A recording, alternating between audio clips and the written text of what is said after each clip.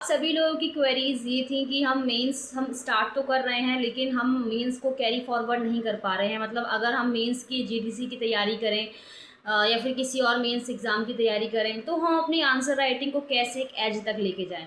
मतलब हम कैसे करें अपनी आंसर राइटिंग, कैसे हम अपनी आंसर राइटिंग से क्वेश्चंस फाइंड करें, किस तरीके की क्वेश्चन प्रैक्टिस करें। तो हेलो एवरीवन, आज इन्हीं सारे क्वेश्चंस के मैं आंसर देने यहाँ आई हूँ। मतलब मुझे बहुत सारे बच्चों ने ऐसे एस्पिरेंट्स ने मैसेजेस किए थे, तो मैं आप लोगों से सिर्फ यही कहूँगी कि आप लोग अपनी प्रिपरेशन को अपने सिलेबस तक स्टिक रखिए। आपको ऐसा नहीं है कि आप ऑप्शनल लेवल पर चले जाओ, है ना। क्योंकि आप देखो, सबसे बेस्ट तरीका मैं बताऊँ तो हरियाणा का जो मेंस का एग्ज़ाम हुआ था ना, आप वो सारे क्वेश्चंस निकाल लेना, ठीक है, और उनके आंसर्स लिखने की प्रैक्टिस करना। एक काम मैं ये कर सकती हूँ कि जो मैंने आंसर प्रैक्टिस करे थे वो मैं अपने टेलीग्राम ग्रुप पर आप लोगों को शेयर कर दूंगी। इस वीडियो के कमेंट सेक्शन में जो टेलीग्राम चैनल का लिंक होगा उसको आप ज्वाइन कर लेना। उसमें मैं कुछ आंसर्स अपने शेयर करूंगी जो मैंने खुद लिखे थे अपनी प्रिपरेशन के टाइम।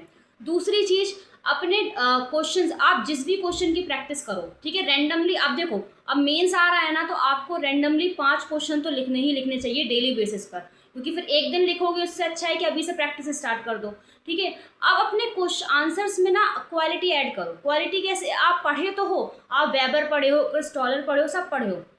अब उस आंसर को रिच करने का तरीका ये हो सकता है, आप उसमें फ्लो चार्ट ऐड करो, आप उसमें कुछ मैप्स ऐड करो, कुछ डायग्राम्स ऐड करो। यानी आपको अपना आंसर इनकम्प्लीट, मतलब सिर्फ लिखावट से नहीं छोड़ना है।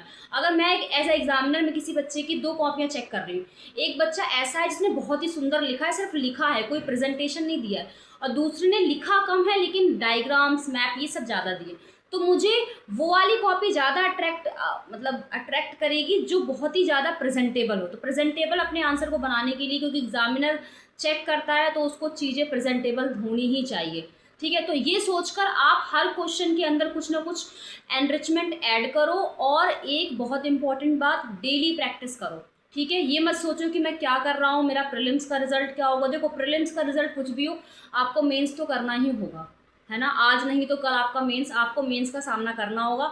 तो क्यों ना आप अभी से ही उस जर्नी को अभी से, मतलब एक तरीके से एंजॉय करना स्टार्ट करो, ठीक है। स्ट्रगल है फेस में, लेकिन आप जितना आप उसके करीब जाते जाओगे आपको वो चीज़ें बहुत ज़्यादा अंडरस्टैंडेबल हो जाएंगी और आपकी लाइफ में एक बहुत ही इंपॉर्टेंट रोल प्ले। जिस दिन आप आंसर नहीं लिखोगे ना 5, उस दिन आपको लगेगा कि आज बहुत खाली खाली सा लग रहा है।